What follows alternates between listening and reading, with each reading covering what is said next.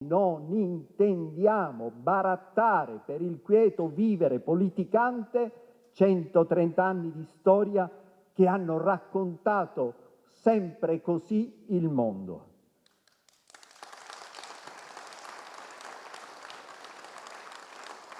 Il presidente della Biennale di Venezia, Pietrangelo Buttafuoco, si è appellato alle parole del Presidente della Repubblica, Sergio Mattarella, pronunciate ai Davide di Donatello, per ribadire ancora una volta la necessità di andare avanti con audacia e libertà, l'autonomia e l'indipendenza della Fondazione. Un discorso accolto da quasi 5 minuti di applausi, calorosi abbracci e persino commozione delle persone in sala. Il Presidente del Consiglio, Giorgia Meloni, ha una precisa domanda, la domanda delle domande sulla partecipazione della Russia alla Mostra internazionale d'arte, una domanda fatta dal Corriere della Sera, ha detto: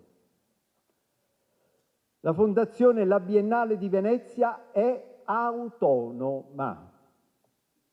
Ha fatto la doverosa premessa: non sono d'accordo, ma. E proprio quel ma, da par suo, e io la ringrazio, proprio in quel ma ha confermato, sgargiante e definitiva, la libertà e l'autonomia, e quindi la libertà e l'audacia, che sono alla radice dello iure, la civiltà del diritto. Oggi arriviamo a questa apertura dopo aver attraversato settimane complicate, vorrei dire giornate complicate. Noi non possiamo chiudere, noi non possiamo boicottare come risposta automatica, possiamo e dobbiamo discutere, possiamo dissentire e lo facciamo anche con forza, ma dentro uno spazio condiviso e mai fuori da esso.